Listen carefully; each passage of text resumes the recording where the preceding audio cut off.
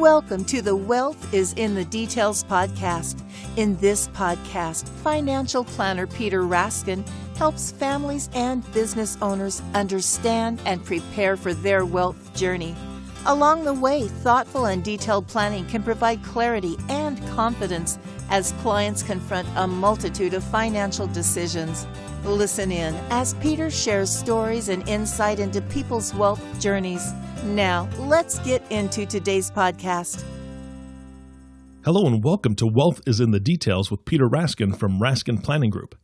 This podcast is part 2 of Peter's onboarding process at the Raskin Planning Group. He's shown us a bit about what it looks like for a client to call or to walk in and what those first steps look like. Now we're going to be continuing the conversation today. Good morning, Peter. How are you? I'm fine, thanks. All right. We've gone through the first 3 questions that I had with how do clients hear about your group? What's the first conversation look like? What is your process? And you gave us a great 30,000-foot view and kind of the big picture of it. But what are some of the specifics of the process? What can clients expect along the way? It is so important to understand how we work. And first, I'd like to just describe our team because we really do take a team approach to planning for our clients. And over time, our clients are working with all of us on the team. All right. So first, there's Catherine Broy. She's what I would describe as our plan manufacturer. She's a CFP and digs really into a lot of the details of the planning.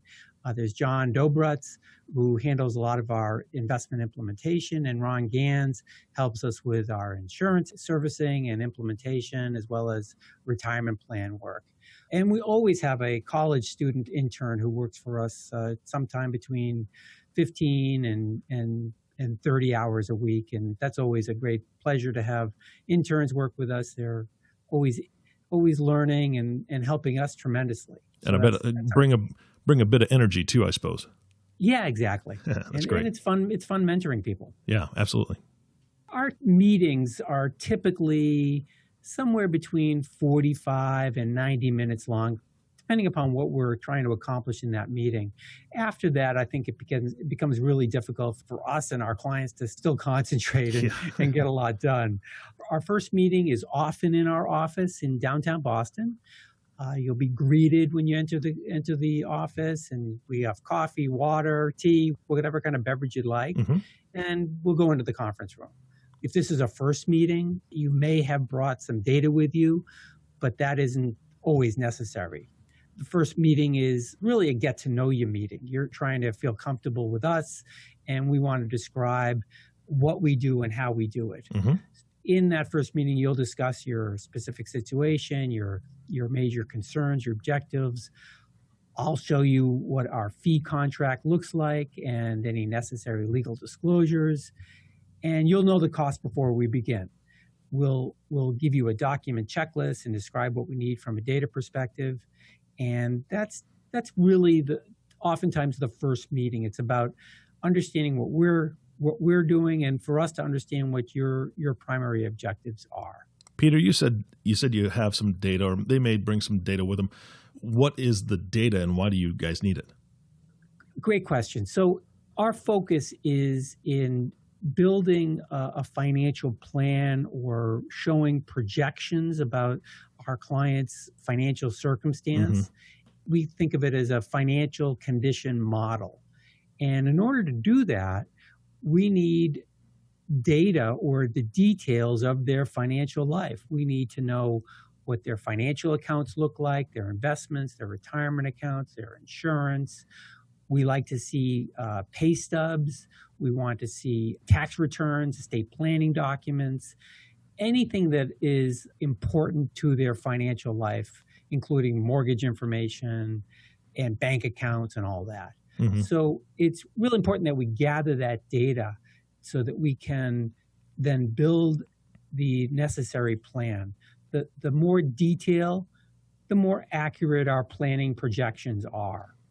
Got it. And that's what we need. Yeah, it sounds like you're almost performing like an inspection, if you will, as though a mechanic would perform an inspection on a vehicle. You're hoping to help this person get from point A to point B in their financial life, or a mechanic's helping somebody get point A to point B in their vehicle life. And all these pieces of data, whether it be the retirement, whether it be investments.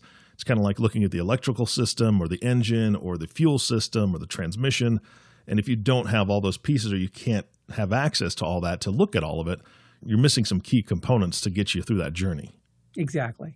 All right. And I think that how important that is to really get a clear picture, and opening up the hood of the car is a great analogy. Great. And one of the things that we use to really gather that data is a website. We actually build a website for each of our clients that we use extensively in the planning process. It's a great tool. Many of our clients appreciate how it works and its value. I will say that others aren't interested and don't really use it, but this is the client's own personalized, secure website that is a portal to their financial world. And that's where we build our models. And we're always coming back to that on an ongoing basis.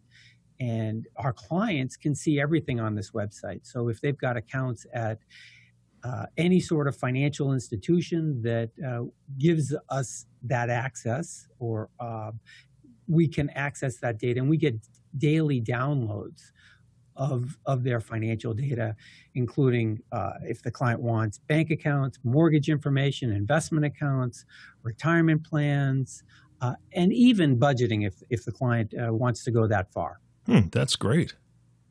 And part of our process is helping them make these connections. We're trying to aggregate the data.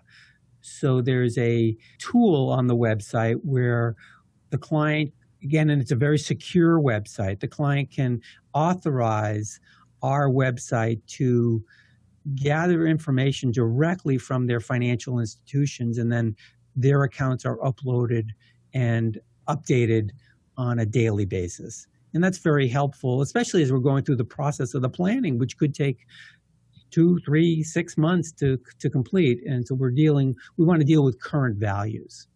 Great. Peter, do you have somebody that helps walk your clients through that website, learning how to use it or utilize it to their benefit?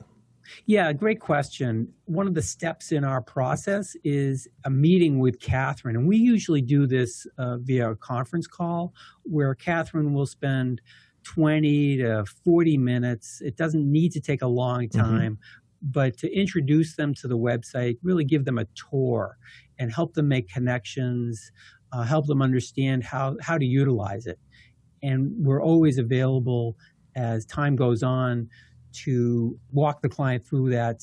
I will say that sometimes these connections, they might get lost for whatever reason. The financial institution disconnects us from their website for security purposes. And sometimes the clients need to reconnect, and Catherine can help with that as well. Yeah, there's always some sort of update that needs to be done on any website or any software program. So that's pretty much standard these days. Yeah. That's and great. A couple of other features I got would be helpful to describe is one is a vault where a client can actually store documents, tax returns, passports, upload as estate planning documents. And it's a vault that's they get very secure, private. We're not given access to it unless the client gives us access. So it's really their personalized filing cabinet for documents that are electronic. Oh, okay, it's a digital vault then. Exactly. Oh, great. Yeah. And then we also have available to us a fantastic budgeting tool where clients can actually track their expenditures on an ongoing basis. And that we connect with your credit cards, we connect with your checking accounts, and we're able to really track on a daily basis all your expenditures and then categorize it. So it's a great tool if clients want to utilize it. Yeah, it sounds like they can use as much or as little as they feel comfortable with on this website, on these programs. Exactly. That's great. Another tool we use, which is not part of this website, it's a separate strategy that we use, is a risk tolerance questionnaire. And this is also done online. As soon as a client comes on board, we send an email invite. It takes about 5 or 10 minutes to complete, and it helps us really frame the issue around risk, understanding expectations, and it's really a discussion starting point about volatility and return expectations. Got it. So how does the client get us the data? Well, as I mentioned, sometimes they bring it to us, mail it to us, email it to us. They can upload it to their vault. So there's lots of ways for clients to get the necessary documents to us to help us understand their current situation. I will say that this is really, for a lot of clients, the time-consuming, the hardest part. Other clients are very well organized and they got a handle on everything. I would say probably more often than not, clients need to spend a little bit of time gathering the information. It's not always the fun part, but we try to make it as simple as possible. We don't slow down the planning process until we feel like we've gotten every single bit. We think having a lot of information is helpful, but we also realize that people have lives and it takes time to get us the information. And that's not always possible every single day, week, or month of the year. Yeah. I have just an example that I'm working with a new client now who is an avid Red Sox fan. And as of last night, the Red Sox won the World Series, but he told us about 2 weeks ago that there's no way that he'll be able to get us any information until the Red Sox have completed their championship run. Now we're there, so I'm hopeful that we can gather the information that we need. Yeah, that's right. And so now this week is celebration week for him. So now you got another week to wait. Exactly, yeah. And then he'll be ready to put in some work. That's great. So after we gather this hard data, that's when we really schedule the third meeting, and that's one where we're really crystallizing objectives. We're not worried as much about the detail as we are about what does the client want and when do they want to have it. It's really an important step. This is often done in person, but we often will do conference calls as well. We really want to meet our clients where they want us to meet them. So if it's in our office, if it's on the telephone, if it's in their resident or business, we're flexible. Oh, that's great. So you'll actually go to their house if they need you to. Yeah, we do like them to come in because we have a lot of the tools in our office that are real helpful to present information, but it's not absolutely necessary. That's great, Peter. So I would say once we've gathered all the information, we have a deep understanding of goals, then we build a plan. This is where Catherine, as the plan manufacturer, really rolls up her sleeves and starts building the plan utilizing our wealth management website. And this usually takes 1 to 3 weeks of preparation. It is time consuming, and depending upon our queue of plans that we're working on and updating will determine how long it takes. So that brings us to the fourth meeting. And this is I think the culmination of all the hard work the clients put in and our hard work and understanding their circumstance. And I call this the plan try-on, where we actually present a plan or a draft of a plan. I would say every plan that we present is always a draft because it's a moving, living document. That's a great way to describe it. As people's lives are changing and new things come up and their goals change, and that's what our plan is. So it's a point in time, but we really stress that it is just a point in time. As we present and run through the plan in this plan try-on, we really help them understand the different scenarios, the modeling, how the planning is put together. And then we're discussing their priorities, what's most important to them. And along the way, we're making specific strategy recommendations. That's this process. It's not, you give us data, we produce the plan, and we're done. It's the client gives us their information, we produce projections and show them lots and lots of different scenarios and alternatives and ways to improve their situation. At this point, I find that the light goes on for a lot of clients. They say, well, we can do this, we can do that. We might be able to retire earlier, maybe later, maybe gift more to kids, maybe make significant charitable gifts. Maybe we should downsize our home. Maybe we should upsize and buy a second home. So it really opens up possibilities.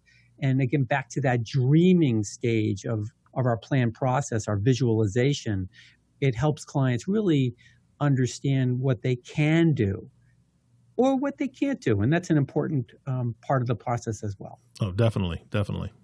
After we've completed the fourth meeting, I think of the next stage of the planning process as the implementation stage. Mm-hmm. A good plan, it may be wonderfully drafted and produced, but if it's not implemented, it really doesn't do anyone any good. This implementation stage might take, frankly, a couple months, couple years. It really depends upon the client and how quickly they want to move forward. And implementation is really different for every client. Sometimes it's subtle allocation changes to their investments or retirement accounts. Sometimes it's changes to their risk tolerance. Mm-hmm. We may get their estate planning attorney, their accountant involved, their banker. We make recommendations and prioritize what's going to happen next. We give the client, these are things that you should want to take care of or you have agreed to take care of. And then we can step back and we can act as the quarterback and guide them through this whole process. And that's when John and Ron on our team are getting more involved at this implementation stage. Peter, you said that John and Ron really get more involved at this point. Are John and Ron the main point of contact for your clients then? No, I would say I still am that relationship point person. Okay. The clients are often, they're calling me when if the clients are having us manage their financial assets, Mm-hmm. there's a transaction or they want a distribution or make a deposit or a change in the accounts, they may contact John and Ron to do that. But for the most part, they're working directly through me. This part of the planning, usually over the first 12 months, is where I'm the primary go-to contact person for the firm. Got it. And now that the plan is done and it's implemented, where do we go from here? Yeah, and I would say this is probably the most satisfying part of planning for us, is that over a 12-month period, you really do develop a special relationship with our clients. That's what we hope for. Mm-hmm. And on an ongoing basis, it's helping them manage and track their financial objectives. That to us is the fun part. As we're helping, as we're watching, as our clients are interacting back with us about their situation, we're getting calls mid-year to discuss tax planning issues, cash flow changes, planned and unplanned aspects of life. Those are all the things that we enjoy hearing about and want to know about. So both the good and wonderful, and I'd say the difficult and painful parts of people's lives is really is most important for us, and we do that hoping that the clients will call us when things happen, but also we reach out to our clients on a regular basis. We're reaching out. That may be quarterly newsletters. It may be when bad things happen in the market, we may send out our perspective on that. And then at least once a year, we're initiating a financial planning review. Okay. And that's really so important to us. So after about 12 months, once the initial plan is completed, we send a letter to our clients with all the assumptions from the previous year and a questionnaire. And we ask, have there been any changes? There are usually some. So we schedule a meeting, again, usually a conference call, to discuss what's happened and these changes. Once we have that call, we'll update their financial models and make a determination. Has anything changed? Do we need to make any other recommendations? And usually we do. Second year, third year, fourth year, we're still implementing their financial plan. It takes time. So we like to meet with our clients once that planning update is done, at least once a year, and make any necessary recommendations. And that's really, again, the most gratifying part of our work, is seeing them through this process, not just once, but over the years. And I think clients really appreciate that interest in their financial world. Yeah, I think that would be great. From your perspective, you get to see these families grow and you get to see businesses thrive and help in situations where there may be some things that happen in a family. Death happens and sometimes there's a downturn in business, but being able to walk beside your client and help them through that is so important. And I know that communication is key. Kind of going back to that analogy we used earlier with the car, audience, if you have, a situation with your car, if you hear a knocking noise, that's when you want to call your mechanic, not when you're on the side of the road and then calling them saying, hey, it's on fire. That may be a little bit too late. So when things happen in your life, reach out to Peter and have that conversation. Say, hey, here's something that's coming up. Or, hey, I've got good news. My daughter's going to get married and I need $50,000 for the down payment for a wedding. Those are things your financial advisor needs to hear about sooner rather than later, I would assume. Right, Peter? Exactly. Just an example. Recently, a very hardworking executive at a large financial services company in Boston is a client, and we're doing his second year renewal. And his work is such where it's 12-hour days, lots and lots of pressure. He reports to a very high-level executive, and it's been a grind, and it's becoming more of a grind. His kids are mostly independent. He's recently shared with me that he's really up for a lifestyle change. He wants to live a bit. Also, he's in a transition with his parents. His parents are elderly, they're failing, and he just knows that there's more things to life than work. And so we just had an update meeting, and he shared with me his thoughts, and he's really considering retirement, making a change. And our plan that we did last year suggested to him, and I think he can feel this way with confidence, that he can do these things. Wow, that's great. So that's really the fun part, and where we think we add value is not just the first year, but the second, third, and 10th year of a relationship. Peter, I'd say having that long-term relationship with an advisor, with a professional, is so vitally important. Can you give us another example of a client that you've worked with that kind of had some decisions to make, or had an idea, a concept of what they wanted to do, and how they brought it to you, and you guys kind of worked through that? Sure. I've got another client that really, they've been clients of mine for probably about 8 to 10 years. So they're very engaged in the planning process. They're both approaching retirement, working right now and working hard, but they've got a child who lives in the Seattle area. This is a Boston client, and this child has children. So my client's grandchildren are out in Seattle, long way away, and they would love to spend more time with them. That's a real important goal of theirs. And they have, for a long time, thought that they would rent an apartment out there or buy something. And recently they called us up and said, this is what we want. We've seen the apartment. We love it. We want to buy it. But they'd like us to model or show how this would affect their financial plan.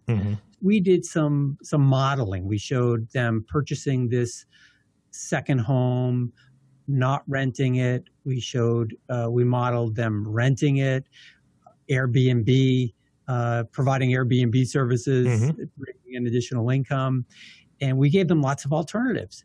And we actually had a conference call with their accountant and dealt with the tax issues.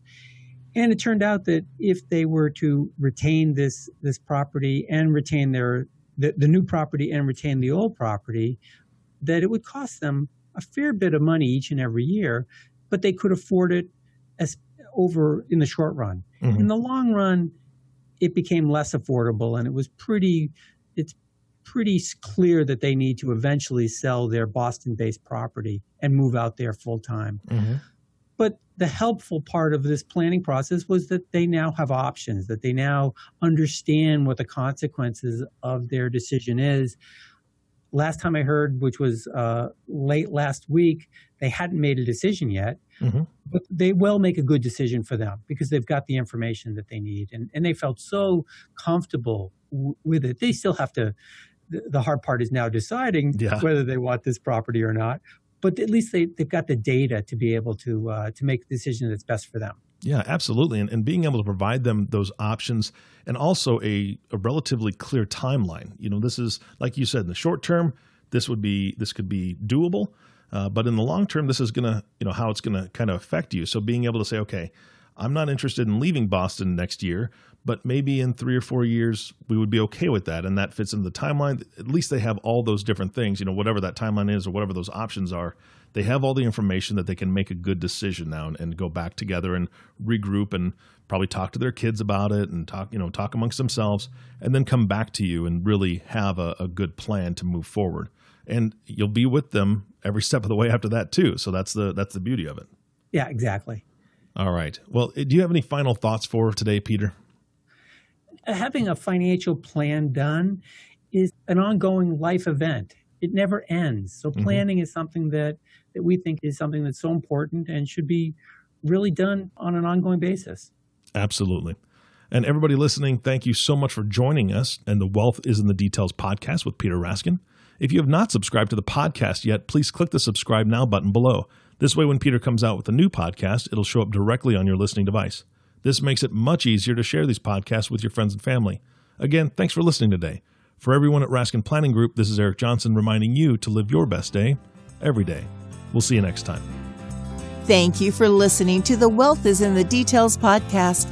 Click the subscribe button below to be notified when new episodes become available. The information covered and posted represents the views and opinions of the guest and does not necessarily represent the views or opinions of Lincoln Financial Advisors Corporation. The content has been made available for informational and educational purposes only. The content is not intended to be a substitute for professional investing advice. Always seek the advice of your financial advisor or other qualified financial service provider with any questions you may have regarding your investment planning. Peter Raskin is a registered representative of Lincoln Financial Advisors. Securities offered through Lincoln Financial Advisors Corporation, a broker, dealer, member SIPC. Investment advisory services offered through SageMark Consulting, a division of Lincoln Financial Advisors, a registered investment advisor. Insurance offered through Lincoln affiliates and other fine companies. Raskin Planning Group is not an affiliate of Lincoln Financial Advisors. Lincoln Financial Advisors Corporation and its representatives do not provide legal or tax advice.